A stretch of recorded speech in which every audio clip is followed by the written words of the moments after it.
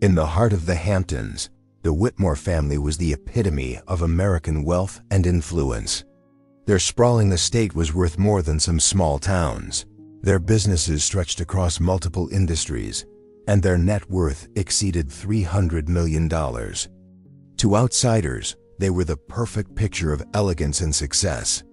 But one evening, during a lavish summer party, their air-spoiled, arrogant, and untouchable humiliated a quiet black maid in front of a room full of guests, forcing her to crawl like a dog for his entertainment. What no one knew was that someone else at that party saw everything. Someone with the intelligence, skill, and resources to dismantle everything the Whitmores had built. And by the very next day, their $330 million empire would be reduced to ashes. The late summer light in East Hampton had a way of making everything look more expensive than it already was. It slid over the manicured hedges like silk, caught in the glint of imported marble columns, and painted the sprawling Whitmore estate in a soft golden glow that could have been taken from the pages of an architectural magazine. On the horizon, the Atlantic glimmered beneath a thin mist, its distant roar muted by the sound of cicadas in the tall grass. This was a place where old money mixed with new power, where wealth wasn't flaunted, it was assumed. In East Hampton, the Whitmore name carried a weight that opened doors before a hand even reached for the knob. The estate itself was a monument to excess. 40,000 square feet of stone and glass sat on a private stretch of coastline, its driveway a perfect half-mile curve lined with imported olive trees from Tuscany. A bronze sculpture in abstract, twisting form worth more than most homes stood at the center of the circular entrance, surrounded by beds of immaculate white roses. Inside, the foyer rose 3 stories high, crowned by a crystal chandelier so large it had to be hoisted into place by a crane. The floors were polished Italian marble, their surfaces so flawlessly reflective that one could see the chandelier's intricate facets mirrored beneath their feet. For Zanelle Mbeki, walking through these halls still felt unreal even after 2 years. In Johannesburg, she had grown up in a neighborhood where most homes were single-story brick houses with corrugated metal roofs. She had worked as a nurse's aide in a public clinic, a job that demanded patience, strength, and compassion, but paid just enough to keep food on the table. Her younger brother, Sifo, had been diagnosed with a congenital heart condition at the age of 8. Every extra rand she earned went toward his medication and hospital visits. The offer to work in the United States had seemed like an answer to a prayer. She remembered holding the agency's letter in her hands, reading the words competitive pay and accommodation provided over and over, her heart pounding with the hope that maybe, just maybe, she could change her family's future. Her first days in America had been overwhelming. The sheer scale of New York City, with its glass towers and endless streams of yellow taxis, was unlike anything she had seen before. But the Whitmore estate in East Hampton was another world entirely, one of quiet power and invisible rules. From the moment she arrived, she learned that the Whitmores preferred their staff to be efficient, silent, and nearly invisible. The head of the household staff, Maria Delgado, made that clear in their first meeting. Maria was a tall woman in her late 40s, originally from Mexico, with a presence that could silence a room. She had worked for the Whitmores for nearly 2 decades and knew every detail about the house, from the placement of antique vases to the exact temperature the wine cellar should be kept at. She spoke with authority, her dark eyes assessing Zanelle in a way that was not unkind, but left no room for misunderstanding. Do your work well, keep your head down, and remember that in this house, discretion is more valuable than gold, Maria had told her. Other members of the staff had their own unspoken roles in the delicate ecosystem of the estate. James Holloway, the butler, was a man in his early 50s with a perfectly pressed uniform and a voice so measured it could calm a hurricane. He was British, with the kind of stoic reserve that made him seem immune to the chaos of the household. Chef Luis Mendoza, a culinary artist from Argentina, rarely spoke outside the kitchen but expressed himself through dishes so precise they bordered on sculpture. Then there were the gardeners, the cleaners, the security team, each a cog in the machine. Vast machine that kept the Whitmore lifestyle running without interruption. The family itself was a study in contrasts. Eleanor Whitmore, the matriarch, was elegance personified. She wore tailored dresses that seemed to float when she moved, her pearls always perfectly aligned at the base of her slender neck. But beneath the polished surface lay a sharp tongue and a colder edge, the kind that could cut a person down without ever raising her voice. Her husband, Charles Whitmore Sr., was a businessman whose empire had started in real estate and expanded into shipping, luxury hotels, and private investments. He traveled constantly, often spending weeks in Europe or Asia, and when he was home, he was more likely to be locked in his study than sitting at the family table. Their only son, Chase Whitmore, was the true heir not just to the family fortune, but to its sense of superiority. At 27, Chase had inherited his father's height, his mother's sharp jawline, and neither of their restraint. He had been educated in the best private schools, driven sports cars before he was old, enough to legally drink, and treated every social interaction as an opportunity to showcase his dominance. To his friends, he was charming. To the staff, he was a storm, unpredictable, dangerous, and entirely without empathy for those he considered beneath him. That week, the entire household was in overdrive preparing for the Midsummer Charity Gala, the Whitmore's most important social event of the year. On paper, it was a fundraiser for children's hospitals. In reality, it was a parade of influence, where political alliances were cemented over glasses of vintage. Champagne and business deals were whispered behind the glow of chandeliers. The guest list read like a magazine cover: senators, CEOs, Hollywood actors, and a handful of European royals. For Zanelle, it meant long hours of cleaning, organizing, and making sure every guest suite was flawless. She moved from room to room with quiet efficiency, her mind occasionally drifting to thoughts of Sifo. The last time she had spoken to him, his voice had been tired but cheerful. He'd told her he'd been keeping up with his medication, though she could hear the strain in his breathing. Every extra shift she took was for him, for the possibility that one day she could bring him to the U.S. for better treatment. That hope was the thread she clung to when the days in the Whitmore house felt too heavy to bear. As the afternoon of the gala approached, the estate transformed into a living machine. The kitchen became a flurry of movement, with Chef Luis orchestrating his team like a conductor leading an orchestra. Outside, workers set up a massive white tent on the lawn, its billowing sides framing the view of the Atlantic. Inside the ballroom, florists arranged towering displays of orchids and roses flown in from the Netherlands, their petals so perfect they looked unreal. Security teams patrolled the grounds, checking IDs against laminated guest lists. Every surface gleamed, every detail aligned to perfection. From the second-floor balcony, Zanelle paused for a moment to take in the scene below. She could see Chase in the garden, surrounded by friends, his laughter carrying easily over the music drifting from the speakers. He gestured grandly as he spoke, the sun catching the lenses of his sunglasses. Even from this distance, Zanelle could sense the shift in his demeanor, the way his voice rose just slightly when he was in performance mode.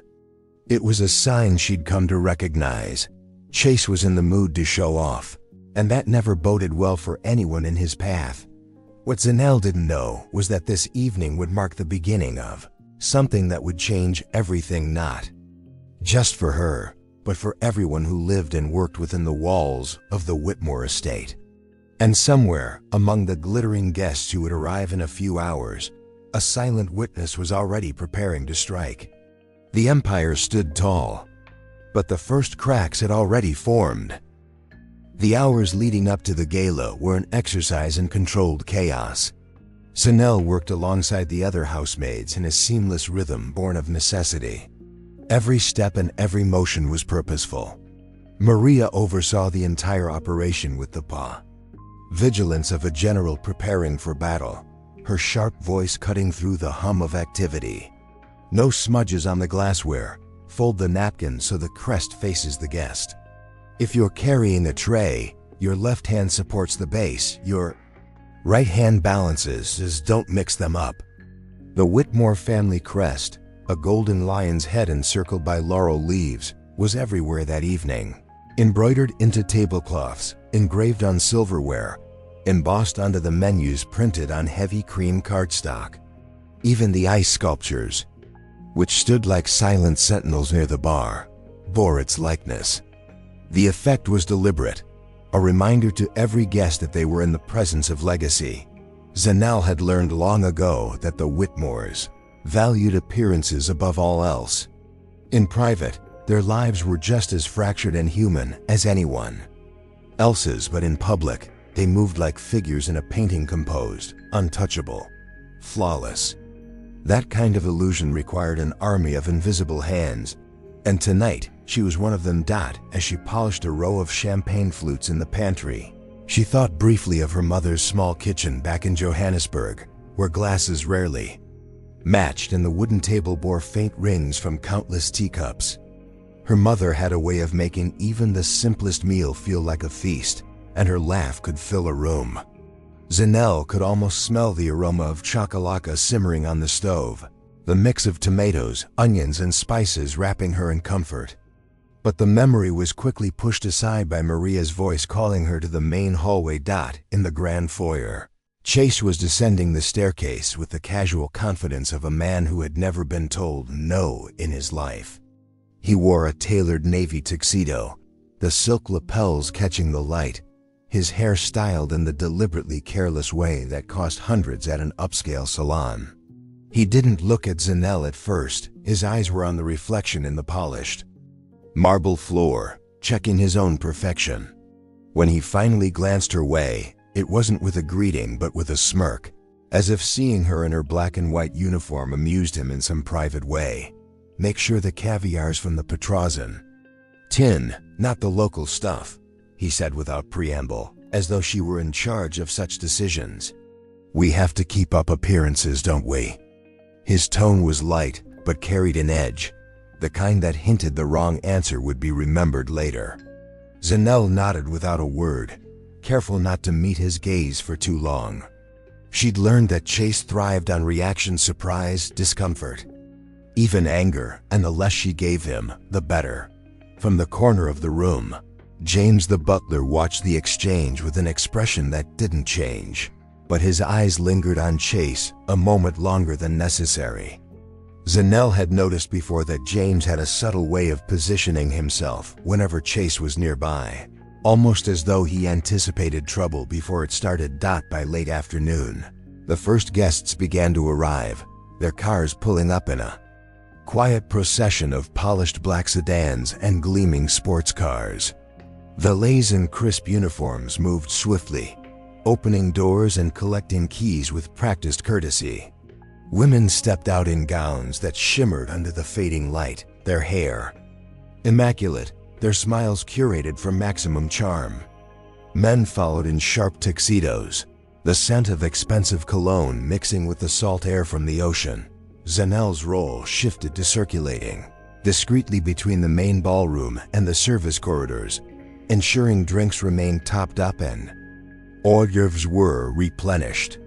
She wove through the crowd like a shadow, overhearing fragments of conversation, mentions of stock prices, political races, new art acquisitions.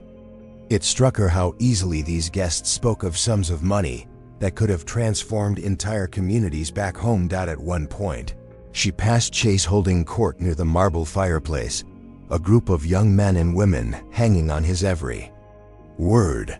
He was telling a story about his recent trip to Monaco, embellishing details with theatrical hand gestures. When he noticed Zanelle pass by, his eyes flickered with something unspoken: acknowledgement, recognition, perhaps even calculation. She felt it like a change in the air, subtle but undeniable. In the kitchen, the staff moved with a precision that bordered on choreography. Chef Luis barked short instructions in Spanish, the clang of pans and the hiss of searing meat forming a constant backdrop. Platters of oysters on crushed ice were carried out, followed by miniature lobster rolls and trays of truffle-infused canapes. The smell was intoxicating, but Zanel had no time to savor it.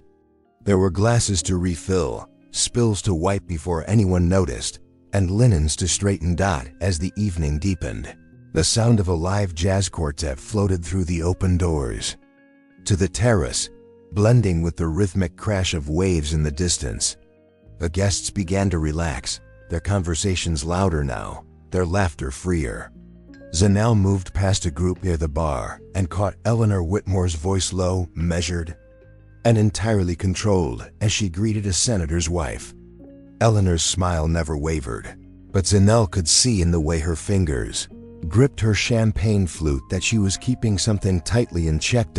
By the time the last of the twilight faded and the garden lights came on, the Whitmore estate was glowing like a jewel against the darkened sky. Everything looked perfect, flawless even.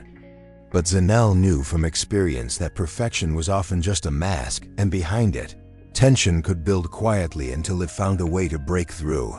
Tonight, the mask was still in place, but she could feel the weight of Chase's gaze on her from across the room, and she knew it was only a matter of time before the evening took a turn. The Whitmore ballroom had reached its peak, a shimmering hive of wealth and vanity. The golden glow of the chandeliers fell over everything in warm light, glinting off diamond necklaces and polished cufflinks. Laughter rose in waves, punctuated by the clink of crystal glasses, while the jazz quartet shifted into a more lively tempo.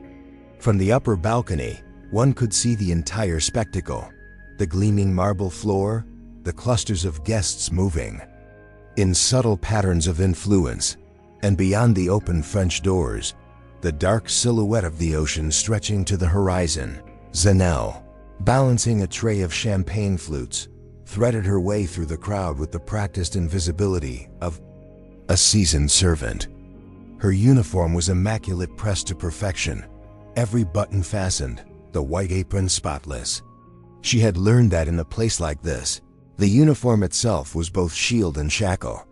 It made her untouchable in one way, but it also made her invisible in another. Most guests did not look at her. Those who did often saw only the uniform, not the person wearing it. She caught glimpses of the Whitmore family in their element. Eleanor moved through the crowd like a conductor, orchestrating conversations, making introductions, and ensuring no guest felt unattended. Her husband, Charles, leaned against the bar speaking in low, persuasive tones to a man Zanel recognized from the business section of the New York Times. Even from a distance, Charles exuded a kind of quiet authority that made people lean in. When he spoke, Chase, however, was different. He didn't just mingle, he prowled. His conversations were peppered with laughter that seemed a shade too loud, a fraction too sharp.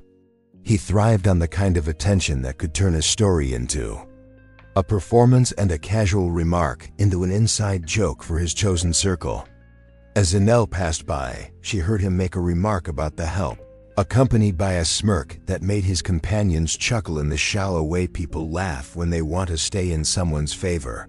From the kitchen doorway, Maria gave Zanel a subtle nod, signaling her to move toward the terrace where a few high-profile guests had gathered in the evening air. She stepped outside, and the humid salt breeze from the ocean wrapped around her instantly. The terrace overlooked manicured gardens that cascaded down toward the beach.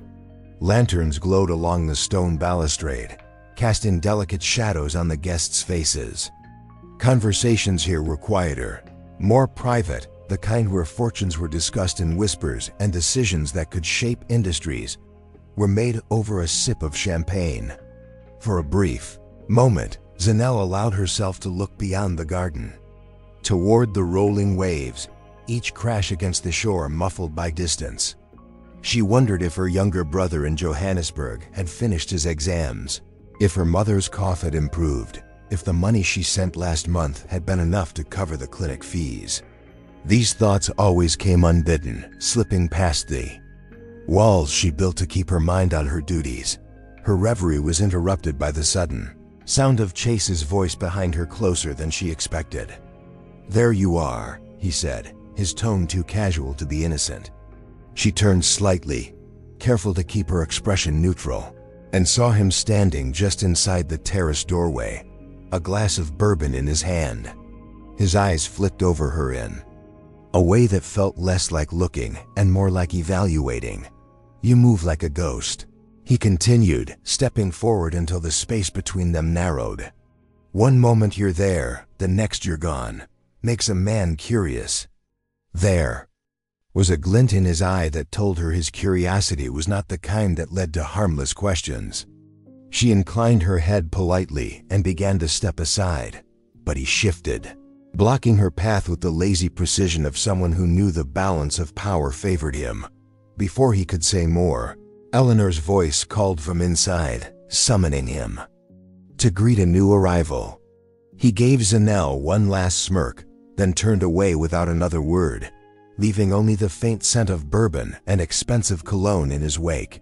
She let out a slow breath she hadn't realized she'd been holding and slipped back inside, the clamor of the ballroom swallowing her once more. The rest of the evening seemed to move in slow motion. She caught glimpses of Chase watching her from across the room, his gaze following her as she moved from guest to guest.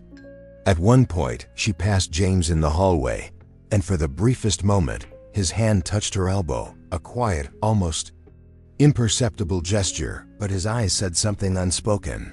"Be careful tonight." By the time dessert was served, an elaborate display of miniature pastries and chocolate sculptures, the atmosphere had shifted. The guests were looser now, the polite restraint of earlier giving way to a more relaxed, indulgent mood. Chase had disappeared from the main floor, and though Zanelle told herself it was none of her concern, she couldn't shake the uneasy knot forming in her stomach. It was nearly midnight when Maria directed her to check the private lounge, a richly furnished room just off the library, reserved for the most influential guests. Zanelle stepped into the dimly lit space, her eyes adjusting to the softer glow of the sconces.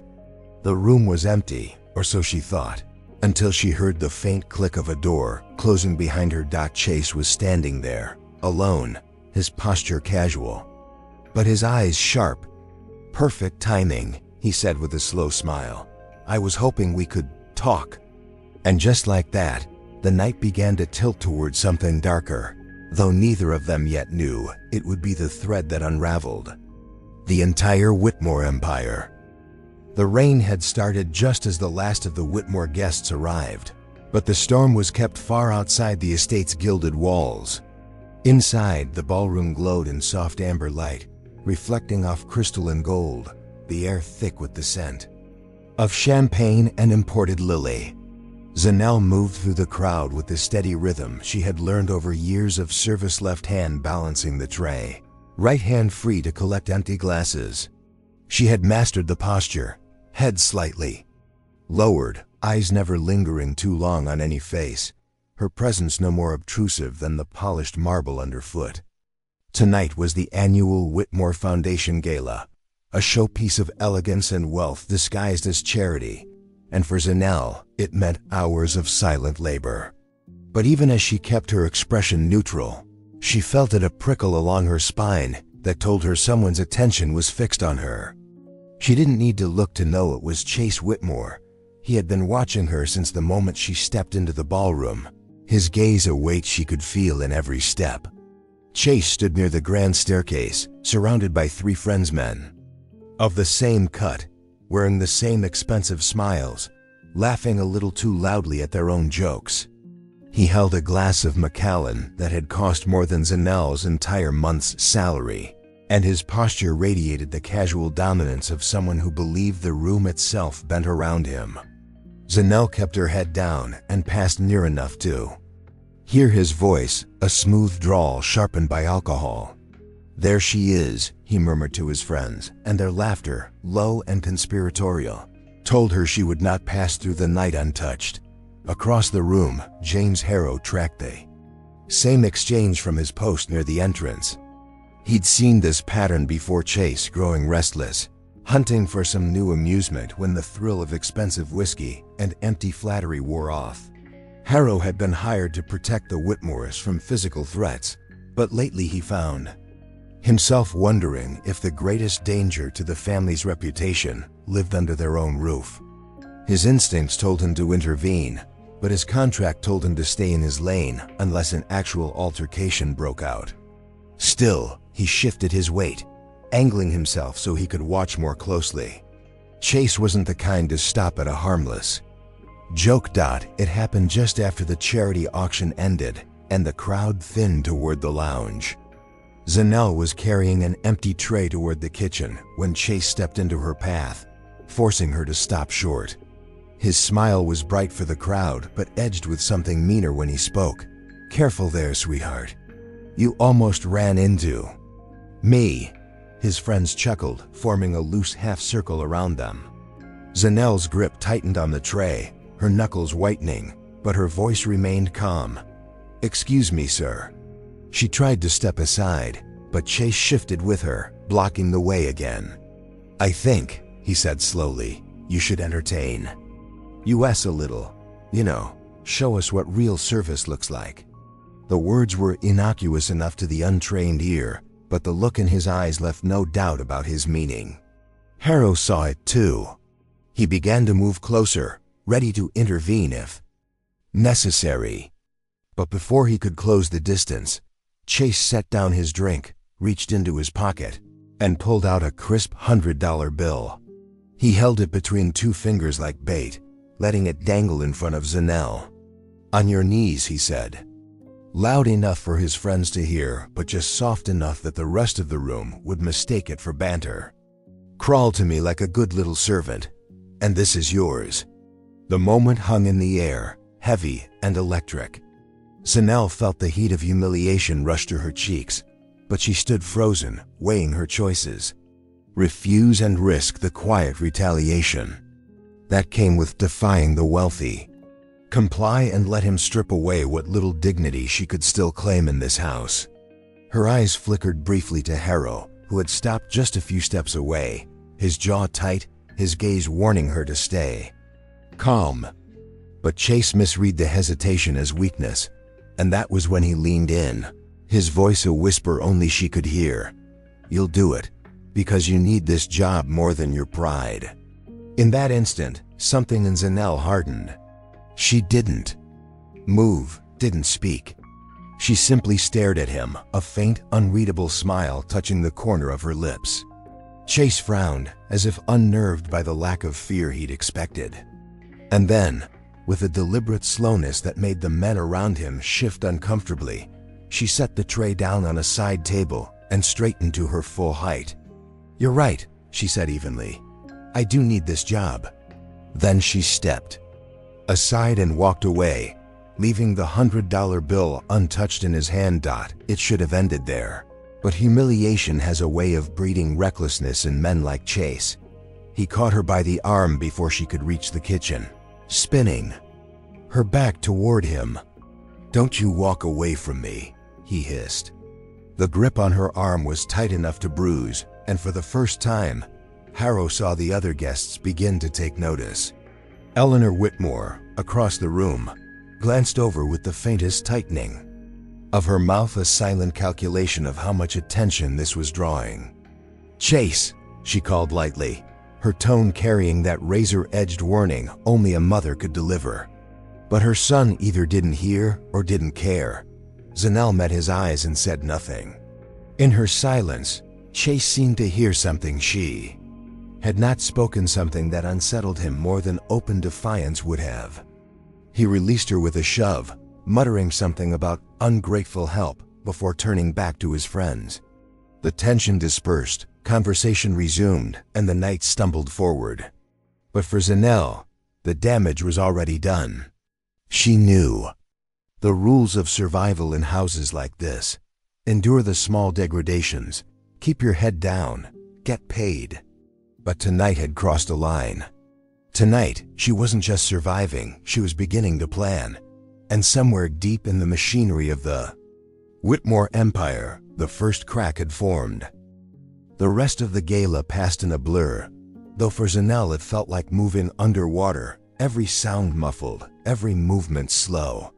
She kept her hands busy, avoiding Chase's gaze, but she could feel him tracking her whenever she entered the same room. The guests, oblivious or unwilling to notice, drifted between laughter and polite applause, raising more money in a single evening than Zanelle's entire extended family in Johannesburg could hope to see in a lifetime. But beneath the clinking of glasses and the soft strains of the hired string quartet, there was something else, a faint undercurrent of watchfulness. Harrow stayed close, positioning himself so that if Chase made another move, he could intercept. Without turning the gala into a spectacle, Eleanor Whitmore's sharp, assessing eyes followed her son from across the room, though Zanelle couldn't tell if the woman's concern was for her dignity or simply for avoiding gossip and Mondays. Society pages. When the final guests left just after midnight, the estate fell into the quiet hum of post-event cleanup. Staff moved quickly to clear plates, stack chairs, and dismantle the rented lighting. Zanelle worked alongside the others, her movements mechanical, until she felt that same heavy presence behind her. She turned to find Chase leaning against the doorway, now without his jacket, his tie loosened, and his hair slightly disheveled. He had been drinking steadily since the confrontation, and his smile carried the loose, unguarded malice of a man who felt no consequences could reach him. "You embarrassed me in front of my friends," he said, his voice low but carrying easily in the empty hall. "That's not smart." Zanelle said nothing, moving to step past him, but he blocked the doorway again. "I think you owe me an apology. Maybe more than one." His eyes swept over her in a way that made her skin crawl.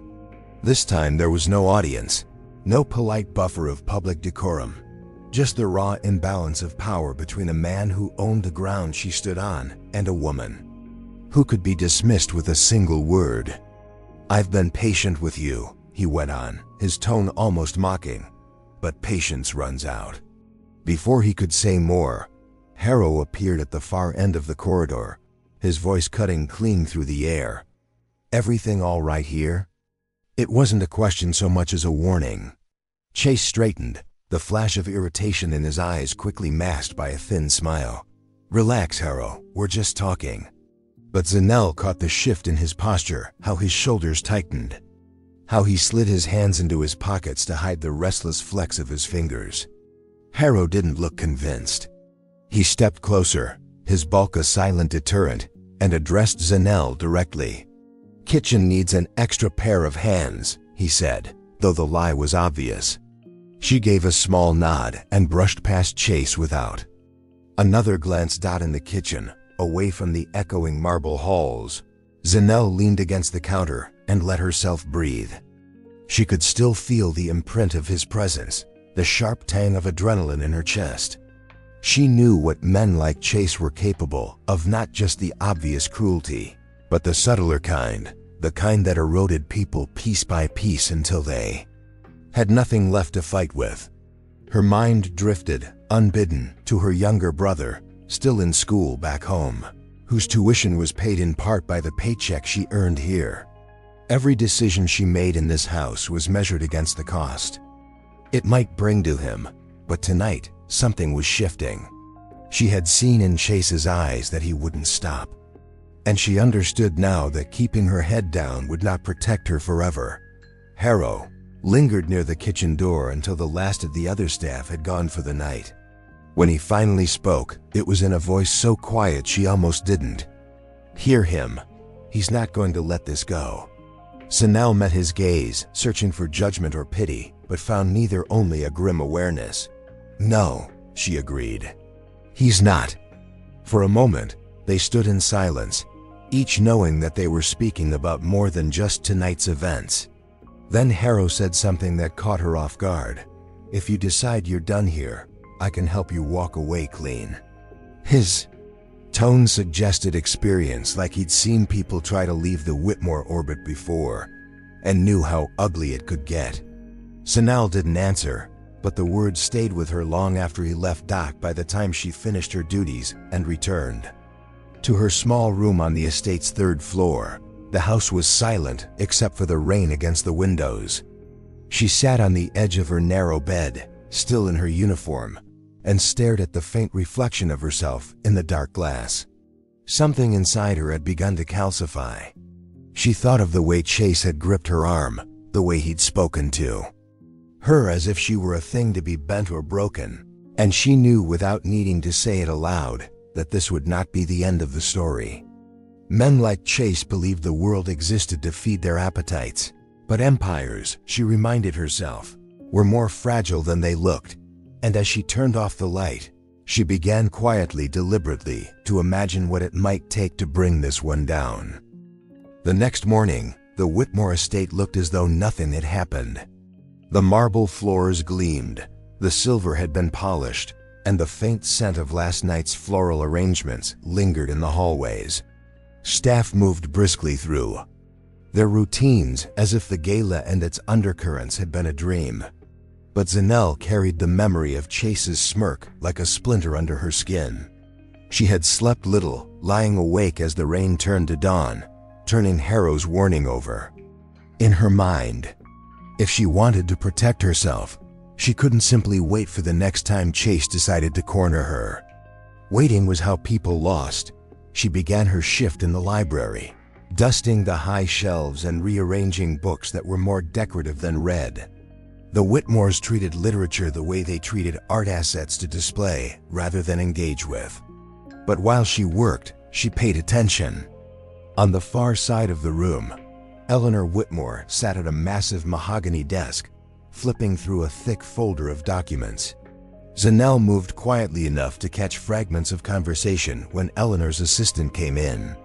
The words were few, but sharp. Regulatory review, overseas accounts, pending acquisition. Each phrase was a thread, and Zanelle's mind began tying them together into something useful. She had grown up in a household where information was as valuable as money, and here she was surrounded by both if she knew where to look. Later, in the service corridor behind the main dining room, she crossed paths with Harrow again. He didn't say anything at first, just gave a small nod as they passed. But something in her expression must have told him she'd made a decision, because he stopped and turned back. "You're going to do something," he said, not a question. Zanelle hesitated only a moment. "I'm not going to wait for him to decide my fate." Harrow's eyes narrowed slightly, and she could see the calculation in them. "Then be careful. The Whitmores fight dirty. You don't want to give them a reason." She almost smiled at that. "They already have a reason," she said. "They just don't know it yet." Her first move was small, so small it would pass unnoticed. In the afternoon, she was sent to tidy Chase's study while he was out at a meeting. She worked methodically, wiping down the glass desk, aligning papers, pretending not to see the laptop left unlocked. But when her eyes drifted to the screen, she caught a glimpse of an email chain, something about a confidential acquisition deal tied to an energy company in Nevada. The language was corporate, but laced with a casual disregard for legality. She didn't touch the laptop. She didn't have to. Instead, she memorized the name of the company, the date of the next board meeting, and the initials of the lawyer who seemed to be orchestrating the deal. A seed planted that evening, as the sun set behind the estate and the city lights began to flicker in the distance. Zanelle slipped into her room and retrieved the small battered notebook she kept hidden at the back of her wardrobe. It was nothing more than a relic from her school days, but now it became something else, a ledger of names, dates, and fragments of overheard conversation. She wrote quickly, her neat script filling page after page with details she had never intended to keep, but now saw as pieces of a larger puzzle. Every empire had cracks. You just had to know where to press. In the hallway, footsteps passed, heavy, deliberate. She recognized them instantly. Chase. He stopped outside her door, lingering just long enough for her to hear the faint tap of his knuckles against the wood. Not knocking, not yet, just letting her know he was there. Then, as suddenly as he came, he moved on. Zanel sat very still, pen in hand, heart steady. He thought he was reminding her of his power, but what he didn't understand was that she was no longer afraid in the same way. Fear had been replaced by something sharper. That night, for the first time since she'd come to the Whitmore estate, she began to think not of how to survive, but of how to win. And in the quiet, she started to map out the beginning of the end. Asterisk, the Whitmore estate was always busiest just before the weekend, when Eleanor prepared for her social calendar and Chase readied himself for whatever high-profile events his father insisted he attend. The rush was perfect cover. Zanel moved through the halls with her usual grace, her uniform crisp, her expression neutral, but her mind was fixed on the details she had gathered over the last 48 hours. The Nevada energy deal, the offshore accounts Eleanor had mentioned, the initials of the Lawyer to Sue seemed to be pulling strings in the background. She didn't have enough yet to hurt them, but she had enough to find a trail. And trails, she knew, always led somewhere. Her opportunity came in the form of an errand. Eleanor summoned her to the upstairs office to retrieve a portfolio Chase had left behind. The office smelled faintly of cologne and expensive paper, and sunlight fell in sharp rectangles across the floor. Zanel collected the leather-bound folder from the desk, but before leaving, her gaze caught on a small black phone resting on the edge of a side table. Not Chase's regular smartphone. This one was older, slimmer, and almost deliberately nondescript. The sort of phone you kept for a very specific purpose. She didn't touch it, but she noted its model and the fact that it was charging despite having no visible use. That evening, while the Whitmores entertained guests in the main hall, Zanel quietly approached Harrow in the service corridor. "You know what kind of man Chase is," she said softly, "but I think his business might be dirtier than you realize." Harrow studied her for a moment before replying. "Business at this level is always dirty." "This is different," she said. "It's the kind of dirty that can bury them." His jaw tightened. "Careful, Becky, dig too deep and you'll end up in the hole with them." But he didn't tell her to stop. The next step required subtlety. Zanel waited until the estate was quiet late enough that the staff had retired and the Whitmores were sleeping in their separate wings. She slipped down the servants' staircase into Chase's study. The desk was immaculate, but she knew his habits well enough to guess where he'd hide things he didn't want anyone to see. 3 drawers down, behind a stack of meaningless files, she found it. A key card with the Nevada Energy Company's logo embossed in silver.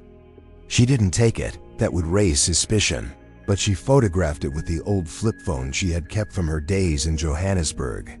A device with no connection to the estate's network and no chance of being traced. Back in her room, she began to dig. The Nevada company was a shell, owned by another shell, owned by an entity registered in the Cayman Islands.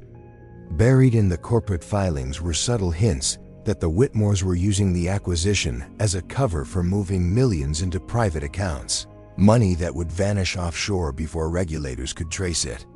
Zanel didn't fully understand the scale of it yet, but she didn't have to.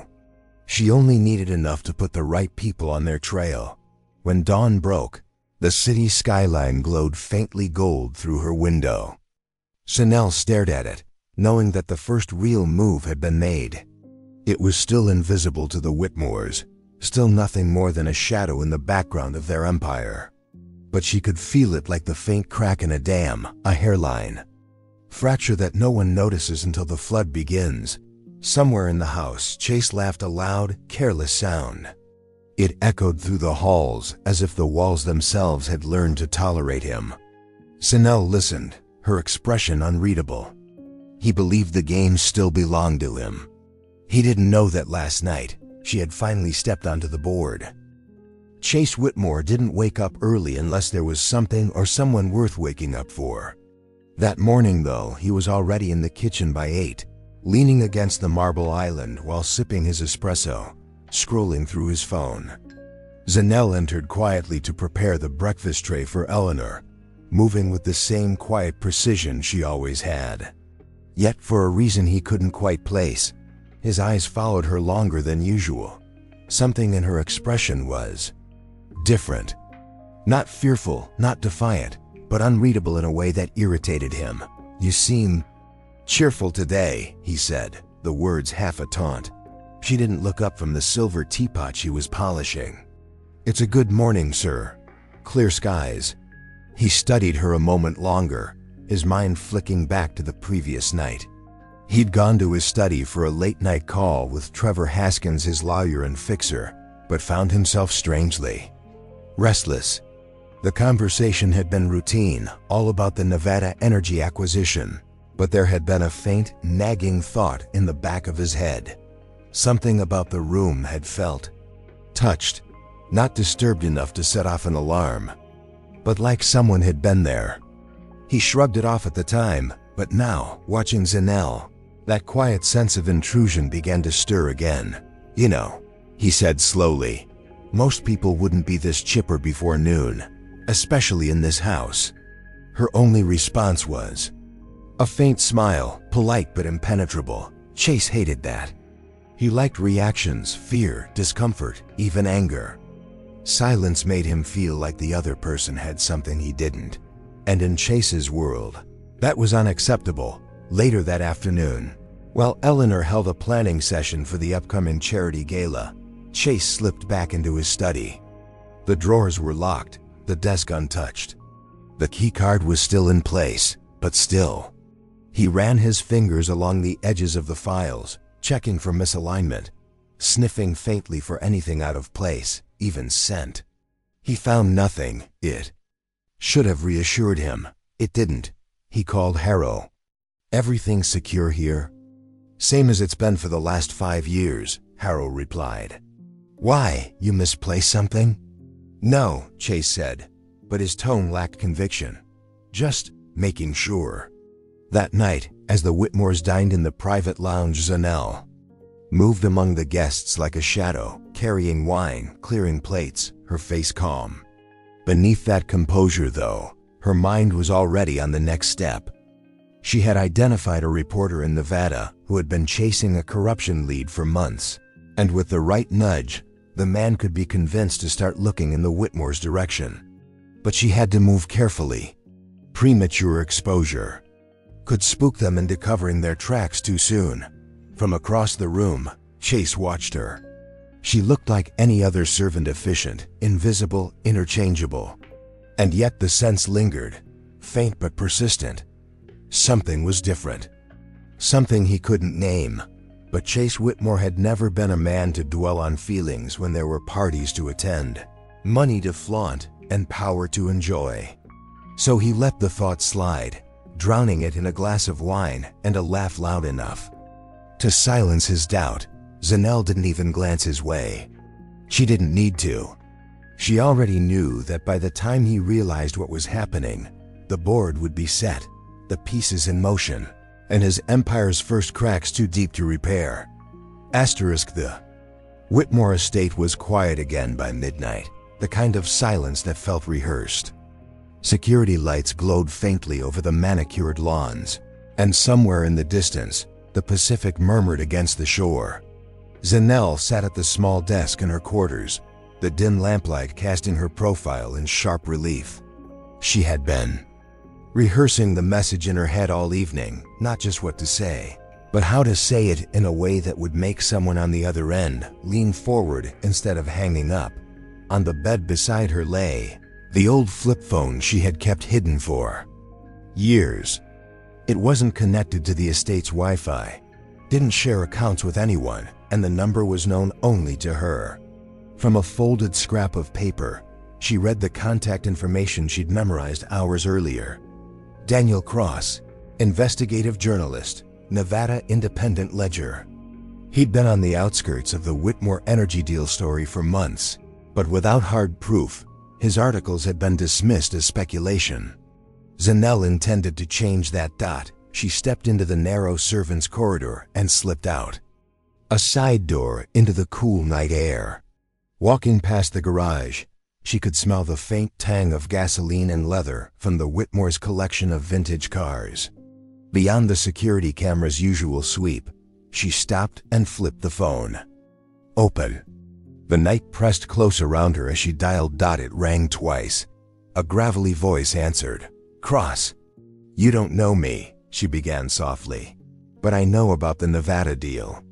And I know where the bodies are buried, financially speaking. There was a pause on the line, the faint sound of paper shifting. Go on. I can't talk long, she said, glancing toward the mansion's lit windows. But I can give you the key to the Whitmore's empire. You just have to follow the trail, exactly as I lay it out.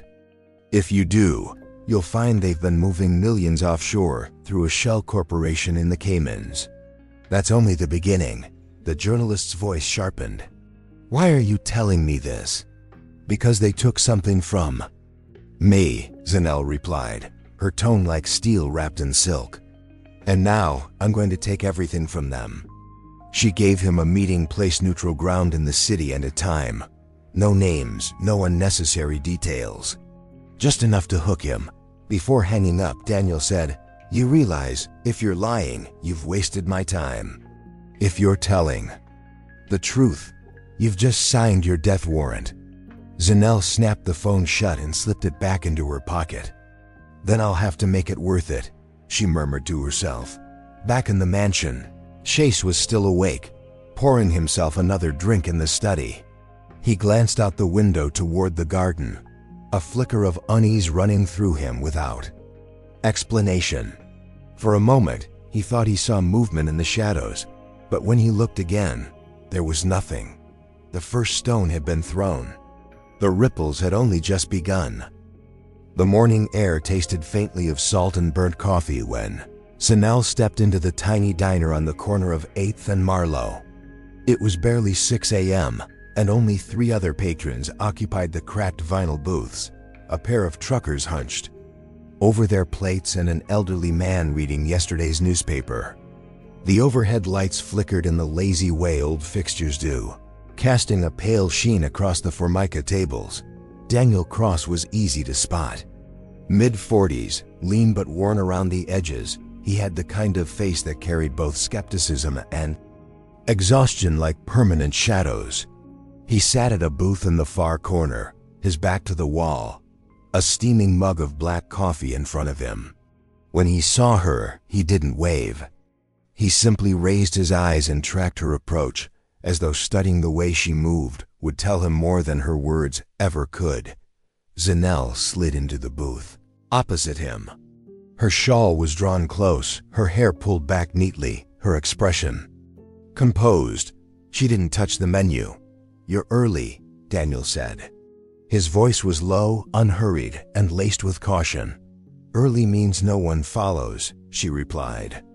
Late means you've already been compromised. One corner of his mouth twitched, whether in approval or amusement, she couldn't tell. You said you had something real. Zanel reached into her bag, withdrawing a small manila envelope. She placed it on the table but kept her hand on it, her eyes fixed on him. Inside, you'll find transaction ledgers from the Caymans. They're not complete, just enough to prove the Whitmores are moving money offshore to avoid scrutiny. Enough to get your editors to greenlight a deeper dig. Daniel didn't reach for it yet. And you? What about me? You work for them, don't you? The maid who's supposed to keep her head down. You give me this, and you paint a target on your back. You sure you're ready for that? Zanel leaned forward, her voice steady. They've already taken everything from me. My job isn't survival anymore, it's retribution. For the first time, Daniel's expression shifted, less guarded, more engaged. He finally took the envelope, slid it open, and thumbed through the documents. The numbers, dates, and offshore account codes flickered in his eyes like puzzle pieces, snapping into place. This is enough to start something, he said quietly. But you know how this works. Once I start digging, there's no stopping it. No putting it back in the box. Good, Zanel replied. Then let's make sure when it explodes, it takes all of them with it. The bell over the diner. Door jingled. A man in a baseball cap stepped in, ordered coffee to go, and left. But Daniel's gaze lingered on him a fraction longer than necessary. Habit. Paranoia. When they stood to leave, Daniel didn't offer a handshake. They simply exchanged a final look, a silent agreement that the fuse had been lit. Asterisk. Daniel's office was nothing like the glass towers where the Whitmores signed their deals.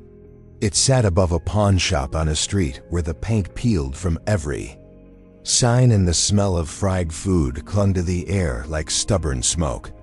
He liked it that way. Nobody who mattered to the Whitmores ever came here. By the time he got back from the diner, the sun had burned through the morning fog, casting dusty light across the stacks of files and yellowing case notes scattered across his desk.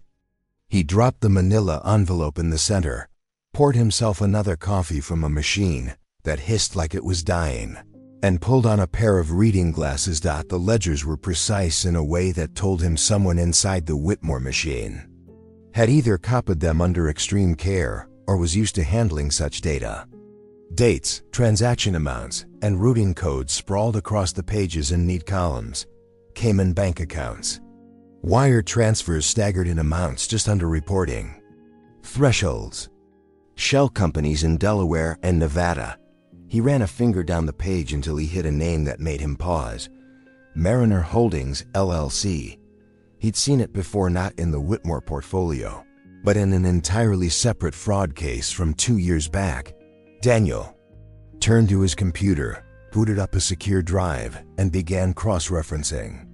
His screen filled with a web of connections, subsidiaries feeding into trust accounts, offshore holdings shielded behind nominee directors, payments routed through 3 countries in the same day.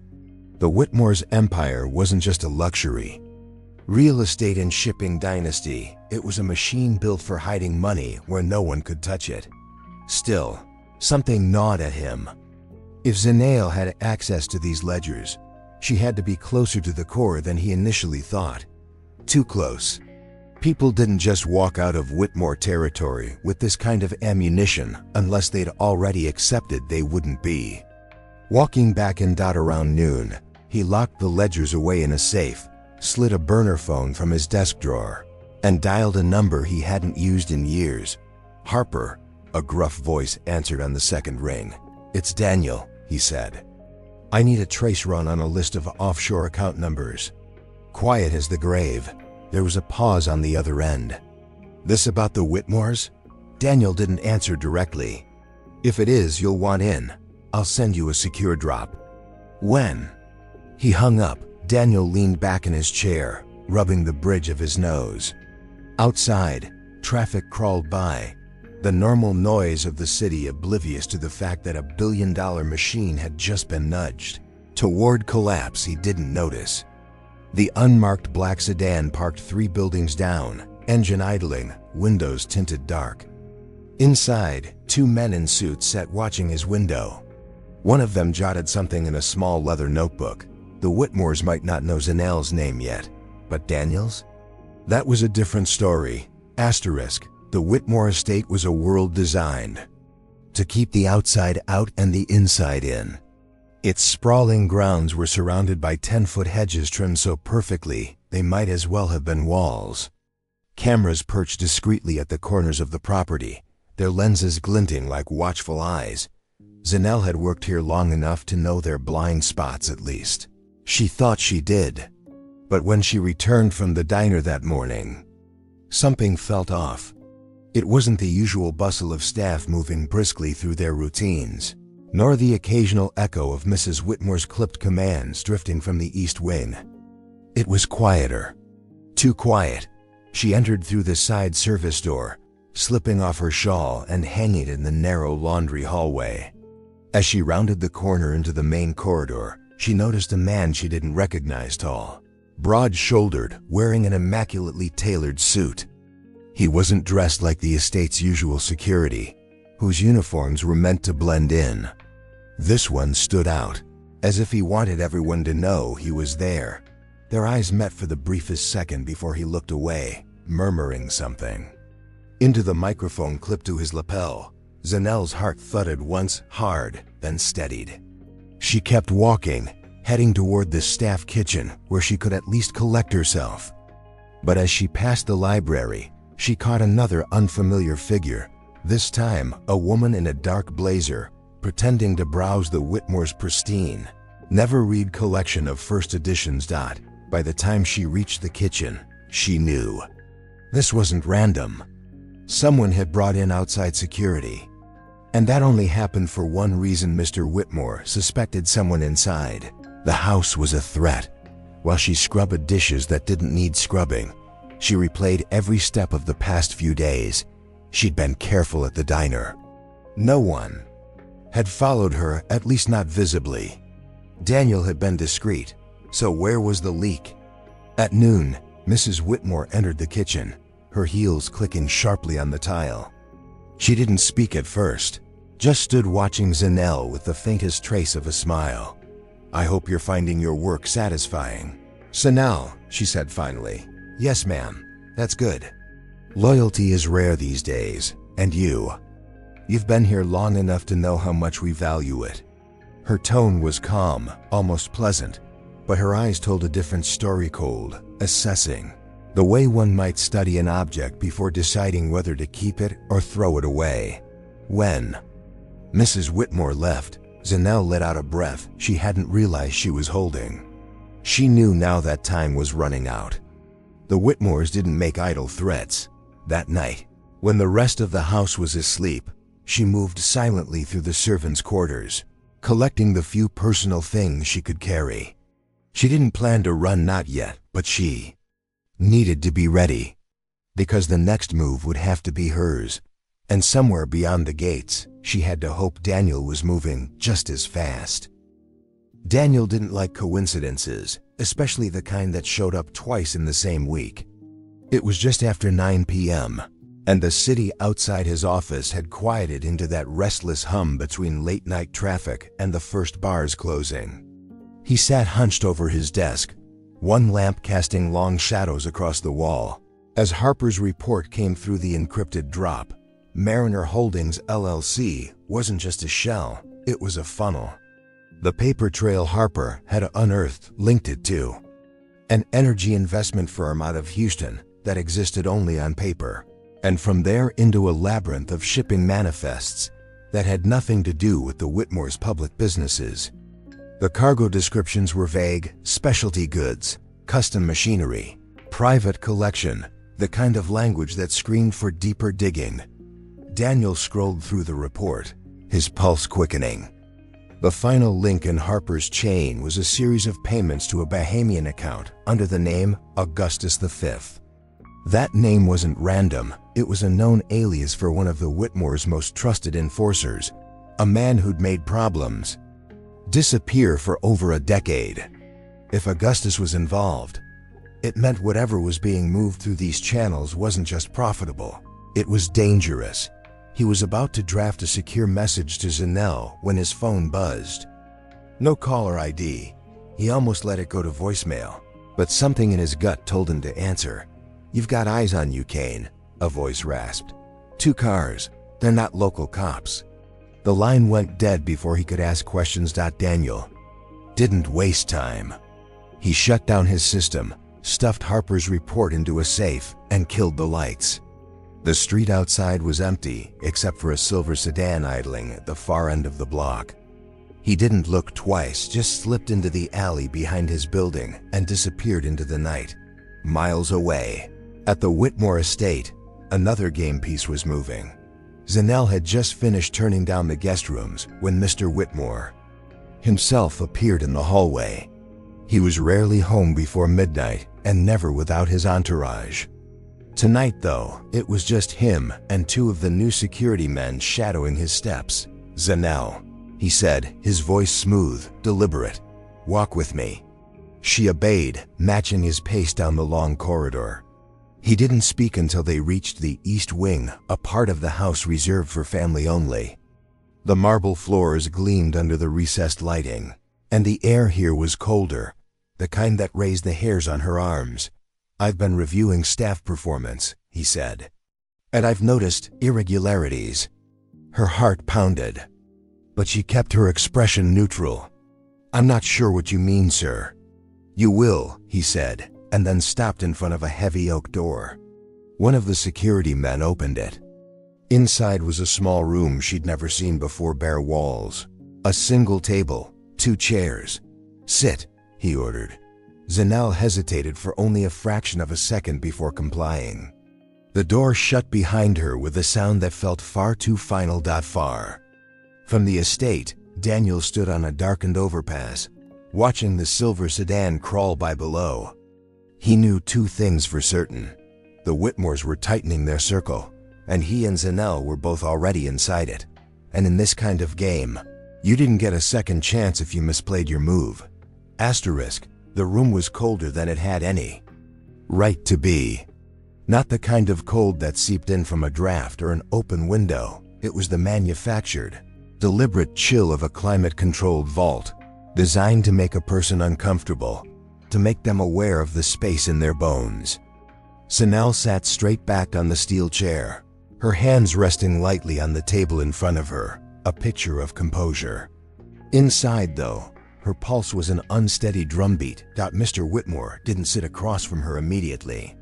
Instead, he moved slowly around the perimeter of the small room, his polished shoes clicking on the tile. Each step echoed longer than it should have, as if the sound had nowhere else to go. The 2 security men stood by the door, their faces expressionless, their hands clasped in front of them, but Zanel knew from the subtle bulges under their jackets that they weren't unarmed. "You've been here long enough to understand how this house runs," Whitmore began, his voice smooth, deliberate, the kind that could be mistaken for calm if you didn't listen closely. "Discretion, loyalty, and trust, those are our cornerstones." Zanel didn't answer. She knew this was the part where silence was safer than words. He stopped walking and leaned a hand on the back of the chair opposite her. "And yet, I have reason to believe someone under my roof has been talking to people they shouldn't." Her gaze didn't waver. "If you're asking if it's me, sir, the answer is no." Whitmore's lips curved into something between a smile and a sneer. "You see, that's the problem. When someone's guilty, they deny. When they're innocent, they protest. He gestured slightly toward her. "You choose denial without outrage. It makes me curious." Before she could answer, the door opened briefly and one of the guards stepped out. Zanel caught only a flash of movement, but enough to know that whatever was coming next wasn't going to be a simple conversation. Across town, Daniel Kane crouched behind a rusting chain-link fence, his breath forming small clouds in the cool coastal night. He had been watching the Whitmore warehouse for almost an hour, memorizing the rhythm of the security patrols. The building was unremarkable from the outside, just another corrugated steel box in a row of industrial units, but the faint hum of generators and the absence of any company signage made it stand out. Harper's files had pointed him here, and the urgency in her encrypted message earlier that evening left no room for hesitation. "If they move it tonight, we lose our shot." Daniel slipped through a cut in the fence, keeping low as he moved between shadow and shadow. The patrolman's flashlight beam swept across the far side of the building, giving him just enough time to slide up to a side door and work his lockpicks. Back in the small room, Whitmore finally sat across from Zanel. He folded his hands on the table, leaning forward just enough to suggest intimacy, even though his eyes were all calculation. "I know you've been outside the grounds without clearance," he said softly. "And I know you've made at least 2 phone calls that don't match the number on your staff record." Zanel kept her breathing even. "I took a call from my cousin in Chicago. She's unwell. I didn't think I needed permission to speak to my family." Whitmore tilted his head slightly, as if weighing the answer. "You see, that's where you misunderstand the arrangement here. When you work for me, especially in my house, your time, your movements, and your words belong to me. You are not free to improvise." He glanced at one of the guards, who stepped forward and placed a small black recording device on the table. Whitmore pressed a button, and Zanelle's own voice filled the room. "Harper, I think I have something. But if they catch me..."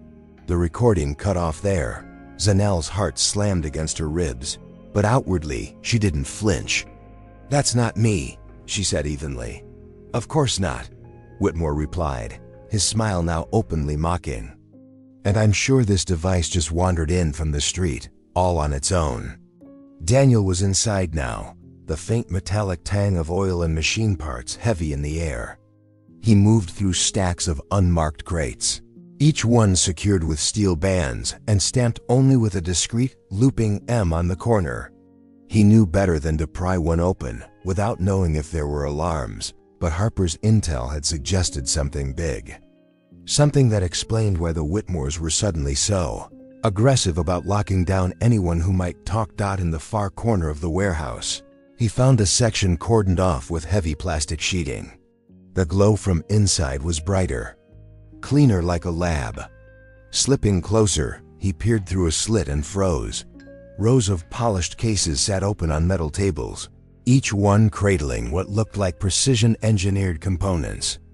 Not weapons, not exactly, but parts that could easily be reassembled into something far more dangerous. And there were shipping labels ready to go, each addressed to different cities up and down the East Coast. Daniel's pulse quickened. This wasn't just smuggling. This was distribution on a scale that could ruin more than just the Whitmores at the estate. Whitmore's tone shifted.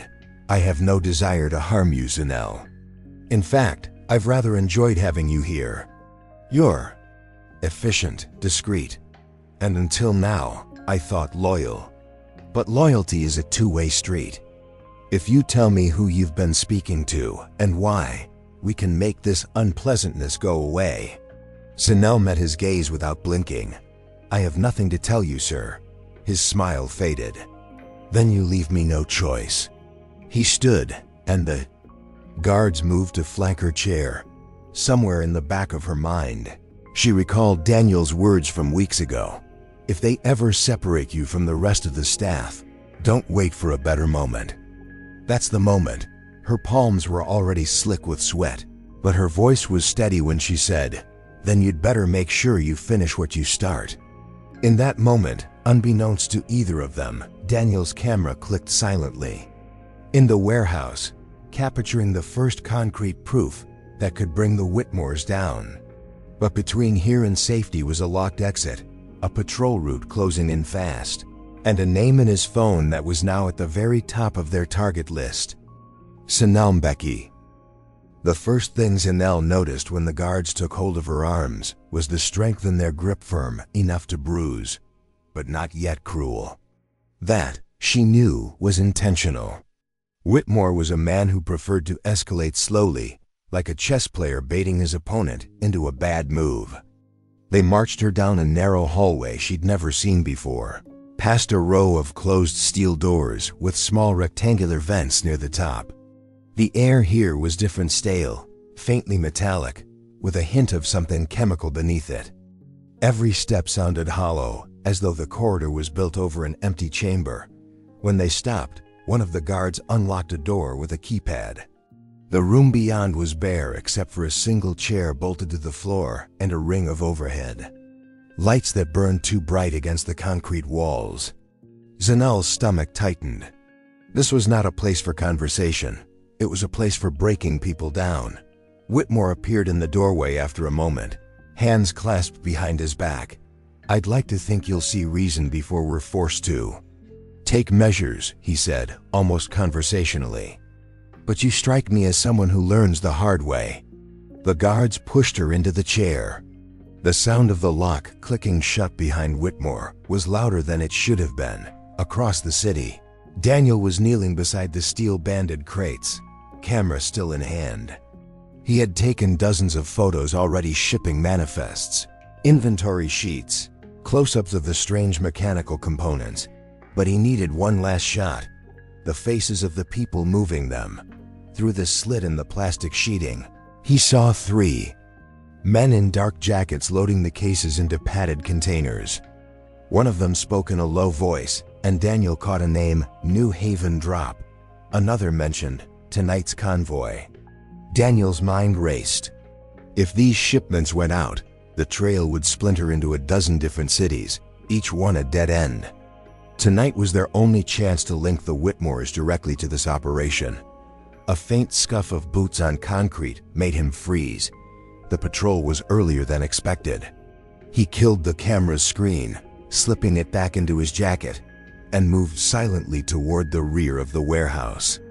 But the moment he reached the exit door, he saw the dull glint of a flashlight beam sweep across the floor ahead of him, dotting the concrete room. Zanelle sat perfectly still as Whitmore circled her. He didn't raise his voice, didn't touch her. He just spoke, each sentence landing with calculated weight.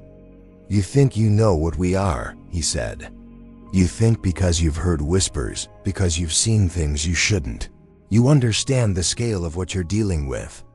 But I assure you, Miss Mabeki, you've barely glimpsed the edge of it." He stopped in front of her. "You're young, you're smart, and you're stubborn.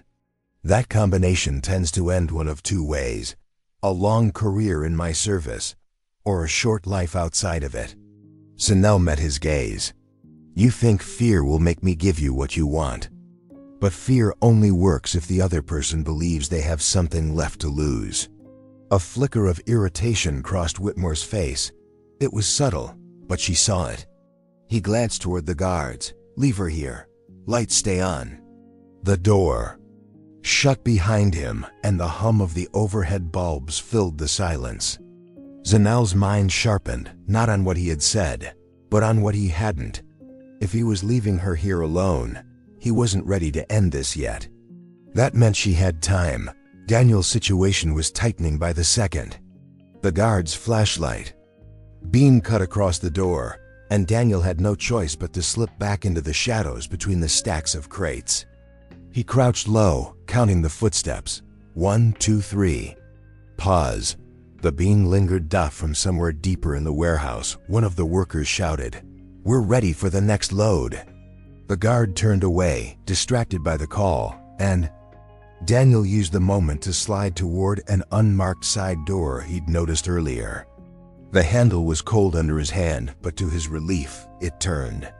He slipped outside into the sharp night air, only to hear the unmistakable sound of a radio crackling to life behind him. "Security checkpoint. Unit 4. Possible breach on the east side." Daniel's pulse jumped. They'd seen something.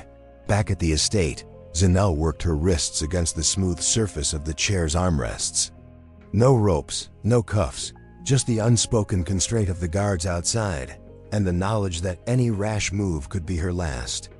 But she also knew Whitmore had made a mistake by leaving her here unwatched. Even for a short while, he'd underestimated her. Her thoughts went to the layout she'd memorized over months of quiet observation, the angles of hallways, the positions of doors, the small but vital details of how Whitmore's world fit together. Somewhere above her, the estate was alive with activity. If she could get out of this room, she might still find a way to turn the tables, but she also knew she couldn't do it alone. Daniel, now pressed against the back wall of the warehouse, moved toward the alley where he'd stashed his motorcycle. Every instinct screamed at him to ride hard and fast out of the industrial district, but he hesitated. If he disappeared now, Zanelle would still be in Whitmore's hands, and the recordings he'd made would be nothing more than leverage Whitmore could quietly erase later. The radio chatter was growing louder. Multiple guards were converging on the east side, but he could still slip away if he was willing to leave her behind. Daniel exhaled slowly. "Not tonight," he muttered to himself. He turned back toward the warehouse. This was the night when both of them, trapped in different corners of the same storm, would decide whether the fight against the Whitmores was worth the risk of losing everything. Asterisk. The wind was sharp against Daniel's face as he slid back through the side door into the warehouse. The workers were still moving crates, oblivious to the fact that security had been tipped off. He needed a distraction big enough to pull every guard in the area toward him, giving Zanel the window she needed, if she was still able to take it. His eyes scanned the space, landing on a line of heavy fuel canisters stacked near the loading dock. Dangerous, yes. Effective, absolutely. He crept forward, pulling a small flare from his jacket. One wrong move and he'd have more than security to worry about. He'd have a full-blown firestorm. From somewhere on the mezzanine, a voice barked into a radio. Unit 3, sweep the east wing. The intruder's still inside. Daniel crouched low, twisted the cap off the flare, and lit it. The hiss of ignition was nearly drowned out by the hum of machinery, but the sudden red glow painted the crates in sinister light. He wedged the flare between two of the fuel canisters and retreated fast. Within seconds, a shrill alarm pierced the air. Workers shouted, boots pounded the floor, and every guard within earshot turned toward the loading dock. Daniel slipped into the opposite hallway, unseen. At the estate, Zanel was listening for exactly this kind of chaos. It began as a faint murmur, a vibration in the floor, a distant clang of metal.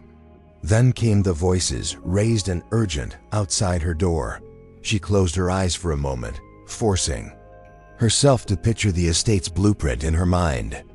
The room she was in had only one exit, but the hallway outside led to the south gallery, which in turn connected to the kitchen service corridor. The kitchen was staffed, but at this hour, it was her best bet for slipping out unnoticed. When the lock clicked open, she didn't move. A single guard stepped in, his attention half on the radio clipped to his vest. Boss says we're on alert, possible breach at the docks. He was distracted. That was all she needed. Zanel stood up slowly, feigning compliance, her posture neutral. Then, in one swift motion, she drove the heel of her foot into the side of his knee. The crack was followed by a grunt of pain, and before he could recover, she snatched the radio from his vest and shoved him against the wall hard enough to knock the breath from his lungs. She was in the hallway before he hit the floor. Daniel's pulse was steady now, his mind locked on the mission. He slipped through a side stairwell and found himself overlooking the main floor from a narrow balcony. Below, the last of the crates were being sealed for transport, but the guard's attention was elsewhere. From his vantage point, he spotted something that made him pause, a distinctive black case, marked with the Whitmore crest, being handled with far more care than the other shipments. It was smaller, but clearly more important. He took a series of rapid photos, then began moving down toward the case. Zanel ducked into the south gallery, her stolen radio crackling softly in her hand. Most of the chatter was about the dock's confirmation that Daniel's distraction was working. But one phrase caught her attention: possible escape attempt from the holding room. Check all south exits. Her breath tightened. They knew she was gone. She moved faster, cutting through the gallery's dim light toward the kitchen. The smell of fresh bread and roasted meat hit her as she stepped inside, along with the startled faces of two kitchen staff. For a heartbeat, no one moved. Then one of them reached for the wall phone. Zanel vaulted the counter, knocking the phone from his hand before he could dial. "Sorry," she said, breathless, "but I'm not sticking around to explain." She burst through the back door into the cold night air. Somewhere between the estate and the docks, their paths were starting to align, but not. Yet Daniel had reached the black case and was crouched beside it when he heard a voice behind him. "Step away from that, friend." He froze, the man holding the gun was no dock worker. His tailored coat and polished boots screened upper management. And Daniel knew instantly, this was no ordinary shipment.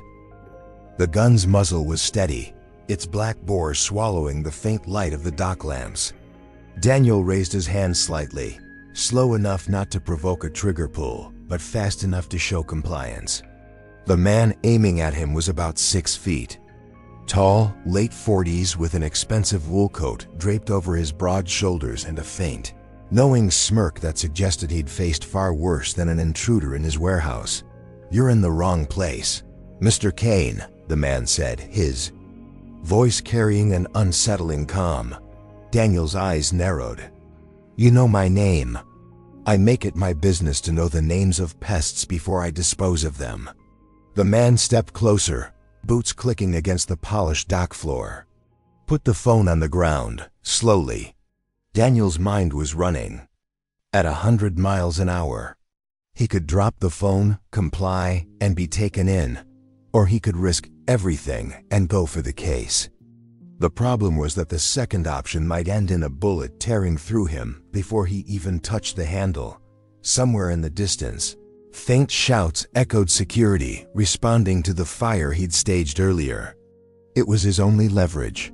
"You might want to check your perimeter," Daniel said, tilting his head toward the growing commotion. "Because if I'm here, you can bet I'm not alone." The man's eyes flicked sideways for the briefest moment. It was all Daniel needed. In one swift motion, he kicked the black case toward a stack of cargo and lunged sideways. The gun went off once, twice, sparks dancing as the bullet struck metal. Daniel hit the ground hard, rolled behind a crate, and yanked his sidearm from its holster. He didn't fire, not yet. He needed the case intact. Across town, Zanelle was running through the service streets, her breath steaming in the cold night. The estate's lights were shrinking behind her, but the sound of engines was drawing nearer. She could hear the faint roar of a vehicle, one she knew wasn't just passing by. She cut down an alley, the slap of her shoes echoing off the walls. Her mind was fixed on the docks. She didn't know if Daniel was there yet, but instinct told her it was their only meeting point. A burst of radio chatter in her stolen device made her slow. "Suspect last seen moving east toward Harbor District. Units converge." They were closing in fast. Back at the warehouse, Daniel's position was deteriorating. The man with the gun had called for backup, and the pounding of boots was getting closer. The dock's main lights flickered, throwing shadows that danced across the cargo. Somewhere in the chaos, the black case was still sitting against them, crates untouched but exposed. Daniel's earpiece crackled, barely audible under the noise. Daniel, it's me." His pulse jumped. "Zanelle?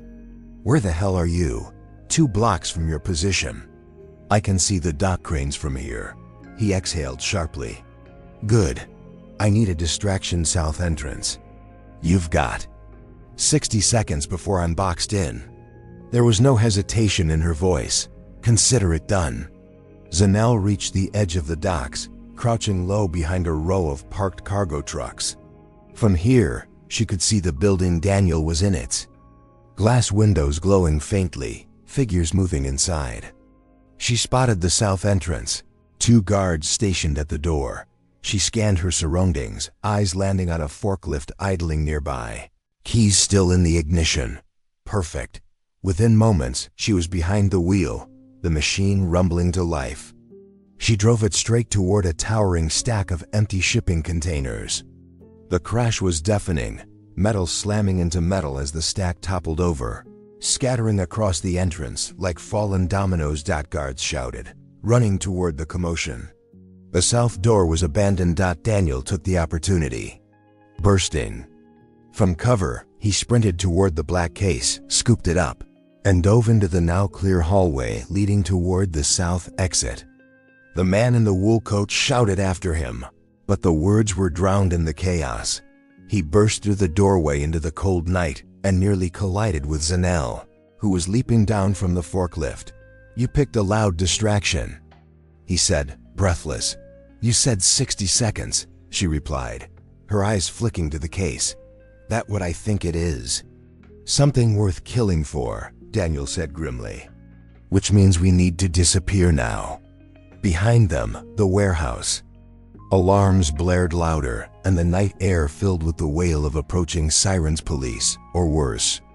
The black case felt heavier in Daniel's grip, not because of its weight, but because of the storm it was about to unleash. And somewhere, in an office lit by a single desk lamp, Whitmore would soon learn that both his enemies had slipped through his fingers and were now in possession of something that could burn his empire to the ground. Asterisk. The moment Daniel and Zanel hit the edge of the docks, the night erupted in chaos.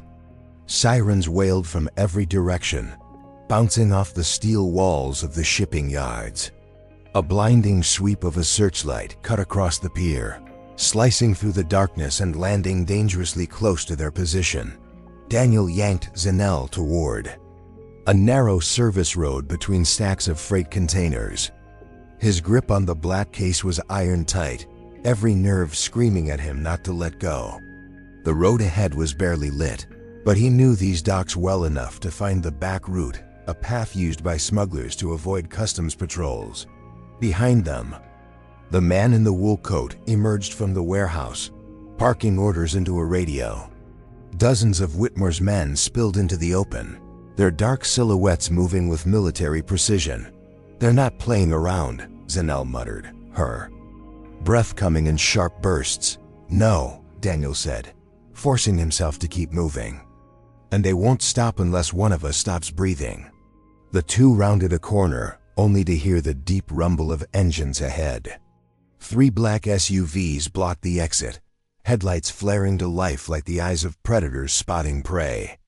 The doors opened in unison, and more armed men stepped out, weapons raised. Daniel's mind raced. Running toward them was suicide. Running back meant slamming straight into the men chasing from behind. They were trapped, but then out of the corner of his eye, Daniel spotted a flicker of movement. Parked half-hidden behind a stack of containers was a battered, red pickup truck, its door hanging open. A dockworker stood beside it, frozen by the chaos, keys dangling from his hand. Daniel didn't think he acted. Truck, now. Zanel sprinted, zigzagging as gunfire cracked through the night. Bullets sparked against the steel walls around them. Daniel shoved the dockworker aside, vaulted into the driver's seat, and jammed the key into the ignition. Zanel slammed the passenger door shut. Just as a bullet punched through the side mirror, the engine roared to life. Daniel floored the accelerator, the pickup fishtailing across the wet concrete as they shot forward. Armed men dove out of the way, shouting into their radios. Ahead, the SUVs were turning to block them, but Daniel didn't slow. He aimed straight for the narrow gap between the last 2 vehicles. The truck scraped past with a deafening screech of metal on metal, a side mirror snapping clean off. Behind them, chaos erupted, voices shouting, tires screeching, engines roaring in pursuit. "You're insane," Zanel said, clutching the dashboard. "You're still alive, aren't you?" Daniel shot back, swerving hard toward the industrial road that would take them out of the harbor. The chase didn't let up. Headlights loomed in the rearview mirror. 3, maybe 4 vehicles, gaining fast. Daniel jerked the wheel onto a side street, tires spitting water from the rain-slick pavement. He knew the streets around the harbor well, but Whitmore's men weren't the kind to give up. Zanel, he turned, watching the shadows of their pursuers. "You can't outrun all of them. We need to make them lose us." Daniel's jaw tightened. "Working on it." He took another sharp turn, then suddenly killed the headlights, plunging the truck into darkness. The only light came from the faint glow of the city in the distance. He cut through a maze of old warehouses, every turn taking them deeper into the industrial dead zone. The sound of engines behind them began to fade slightly, but enough to give hope. Finally, Daniel spotted an abandoned freight garage with a roll-up door hanging half open. Without a word, he swerved in, bringing the truck to a stop inside. He killed the engine, and silence crashed over them, broken only by the sound of their breathing. They sat there for a long moment, letting the adrenaline ebb just enough for their hands to stop shaking. Zanel looked at the black case resting between them. "You going to tell me what's inside that thing?" Daniel's eyes stayed on the rearview mirror, watching for headlights that never came. "Not yet. You don't want to know. Not until we're somewhere Whitmore's men can't reach us." But somewhere across the city, in a high-rise office lined with glass, Harold Whitmore stood with his hands clasped behind his back, staring at the twinkling skyline. The man in the wool coat stood behind him, nursing a fresh bruise on his jaw. "You lost them," Whitmore said, his voice calm but laced with venom. "They got lucky," the man replied. "It won't happen again." Whitmore turned, his face carved in stone. "Luck has nothing to do with it. Kane and the Maid, they're smarter than you think. And now they have something that belongs to me." He stepped closer to the window, his reflection merging with the city lights. "Find them. I don't care what it costs. When you do, burn them and everything they've touched." The room was silent except for the soft hum of the city. Outside, a storm was rolling in. And for Daniel and Zanel, the real hunt was about to begin. The freight garage was silent except for the faint drip of rain through a rusted hole in the roof. Daniel sat in the driver's seat of the red pickup, his knuckles still white from the grip he'd had on the steering wheel during the chase. Zanel sat beside him, the black case resting on her lap. The weight of it felt unnatural, heavier than its size should allow, as if the steel was trapping more than just its contents. It was trapping secrets. Daniel glanced at her, his eyes dark but focused. "We can't stay here long. The moment Whitmore figures out which direction we ran, this place will be crawling with his people." Zanel didn't answer immediately. Her gaze was fixed on the case, her fingertips brushing over its cold surface. "You said I didn't want to know what's inside. I think you're wrong. After everything tonight, I deserve to know." Her voice was steady, but beneath it, Daniel could hear the tremor of a woman balancing fear and defiance. Daniel hesitated.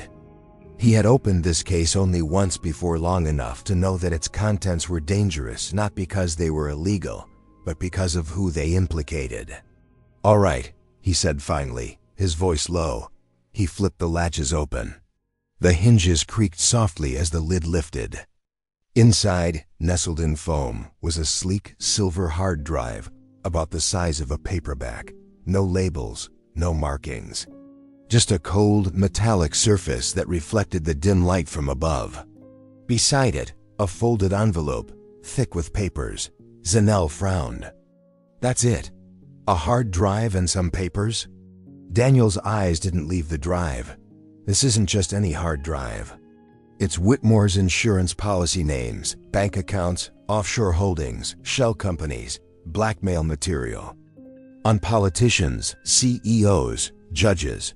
The papers are the short version in case he ever needs to make a quick trade to protect himself." He looked at her, his expression hardening. "With this, you could dismantle his entire empire." Her breath caught. "You mean this could prove what he's done? Everything?" "Yes," Daniel said. "And not just him. A lot of powerful people." For a moment, Zanel didn't speak. She thought about the years she'd spent in that mansion, the whispers she'd overheard, the cruel games played in secret rooms, the humiliation, the orders, the way her dignity had been treated. Like a bargaining chip. She thought about the faces of other workers' maids, gardeners, drivers, each carrying their own quiet stories of being trampled under the boots of wealth. She closed the case slowly. "Then we can't just run," she said. "We have to use this." The rain outside thickened, drumming harder on the corrugated roof. Daniel checked his watch. "If we're doing this, we need allies. People who can actually handle this data and survive Whitmore's retaliation." He paused. "I know a journalist. She's been trying to dig into Whitmore for years, but she never had enough to print. With this, she'd have a gold mine. Then, let's find her," Zanel said. Daniel nodded, but his instincts screamed caution. "Whitmore's men will expect us to go to someone like her. He'll have eyes on every reporter, every activist, maybe even the police. We need to move smart. That means changing vehicles, burning anything traceable, and keeping off the grid." They left the garage quietly, driving without headlights until they were deep enough in the industrial maze to feel safe turning them on. The city loomed ahead like a sleeping beast, skyscrapers lit against the storm. Every intersection felt like a gamble, every passing car a potential tale. On the other side of the city, Harold Whitmore was not sleeping. In his penthouse, the man in the wool coat stood beside him, briefing him on the failed chase. Whitmore's expression never changed, but the silence he held was more dangerous than any outburst. "Kane thinks he's clever," Whitmore said finally, his voice smooth and quiet. "But clever men get sloppy when they think they've won. Keep the pressure on, starve him of options. And when he finally comes up for air, we'll be waiting." By dawn, Daniel and Zanel had ditched the pickup and switched to a borrowed sedan from one of Daniel's old contacts. They drove north, leaving the city's skyline behind, heading for a safe house in a smaller town. It wasn't much a two-bedroom apartment, above a closed bakery, but it had something they needed, an encrypted satellite uplink Daniel had set up years ago. Once inside, Daniel booted up an old laptop and connected the hard drive. Lines of code flickered across the screen as he bypassed the first layer of encryption. Zanel sat beside him, watching, her arms wrapped tightly around herself. "How long until they know where we are?" she asked. "Not long," Daniel said without looking up. "That's why we're not staying." As the drive opened, Zanel leaned forward, scanning the file's thousands of documents. Spreadsheets, scanned contracts, recorded phone calls. File was another nail in Whitmore's coffin. But it was more than that. It was evidence of a sprawling network of corruption that reached far beyond his empire. Politicians who'd traded votes for money. Judges who'd been bought to sway verdicts. Police chiefs who'd buried investigations. The enormity of it hit Zanel like a punch. "This isn't just about him," she said quietly. "It's about an entire system." Daniel glanced at her. "Exactly. Which is why once this is out, there's no going back. People will come after you, not just Whitmore. The question is, are you ready for that?" She met his gaze, and for the first time, there was no hesitation in her voice. "I've been ready since the day he made me crawl on that marble floor." They decided to move that night. Daniel contacted his journalist friend through a secure channel, arranging a meeting in a neutral location. But as the message sent, a small icon on the laptop flashed, a signal intrusion attempt. Daniel's eyes narrowed. "They found us." The sound came a moment later, tires screeching outside, the slam of car doors, heavy boots on wet pavement. Zanel's heart pounded as she grabbed the case. Daniel was already moving, shoving the laptop into his backpack. "Back door," he ordered. They slipped into the alley, rain soaking them instantly. Voices shouted from the front, flashlights cutting through the foggy morning. Daniel led her toward the fire escape of a neighboring building, climbing quickly despite the slick metal. From the top, they could see black SUVs parked below men. Scanning the street, Zanel looked at Daniel. "They're not giving up," he gave a grim smile. "Neither are we." They disappeared into the shadows of the rooftop, the city stretching endlessly beyond, the black case still clutched in Zanel's hands. Somewhere in the distance, thunder rolled low and threatening. The storm was far from over. The rain had stopped by dawn, leaving the streets slick and glistening under the pale light. Daniel stood at the edge of the industrial hideout, his breath steady, but his mind still replaying every step of the past 48 hours. Beside him, Zanel clutched the black steel briefcase, the very object that had nearly cost them both their lives. Inside lay the silver hard drive and a stack of documents that could dismantle the Whitmore empire from the inside out. They had risked everything for this moment: warehouse infiltrations, rooftop escapes in the storm, silent fights in dark corridors. Now the finish line was in sight. Daniel powered on the old laptop, the one they had been safeguarding since the docks. Zanel slid the hard drive into the port, and lines of encrypted files began to scroll across the screen. Names, account numbers, offshore transfers, evidence of corruption, trafficking, and laundering on a scale that would make headlines across the country. The plan was simple: Send everything to multiple investigative outlets. Leak it to the authorities. And make sure the truth could never be buried. But Whitmore's shadow loomed large. Even now, Daniel knew his men would be scouring every back alley, every gas station, every safe house within 100 miles. The first email went out, then the second. Zanel watched the progress bar fill with an almost unblinking focus, as if the weight of all those years of silence and humiliation was about to be lifted in real time. "When this is over," she said quietly, "it won't just be about destroying them. It'll be about freeing everyone they've kept chained." By the time the final transfer completed, sirens were already echoing in the distance, not the private security convoys this time, but the sharp, official wail of law enforcement. Daniel closed the laptop and slipped it into the briefcase. "It's done," he said, and for the first time since the beginning, his voice carried something rare relief. Hours later, the story was everywhere. Cable news anchors, online reporters, and whistleblower platforms ran with the leaks. The Whitmore name, once untouchable, was now synonymous with scandal and criminal collapse. Bank accounts were frozen, assets seized, and key executives taken into custody. Their $330 million empire was gone overnight. From a quiet diner off the interstate, Daniel and Zanel sat across from each other, nursing black coffee and keeping an eye on the door. The road ahead was uncertain. Whitmore still had all eyes in. Revenge was always a possibility, but for now, they had one asterisk. From the crawling humiliation to the rooftop escape in the rain. From the black steel briefcase to the silver hard drive that shattered a $330 million empire. This was more than revenge. This was justice. Daniel and Zanel's fight was never just about survival. It was about bringing down the untouchable. And now, the Whitmore name is nothing more than a cautionary tale.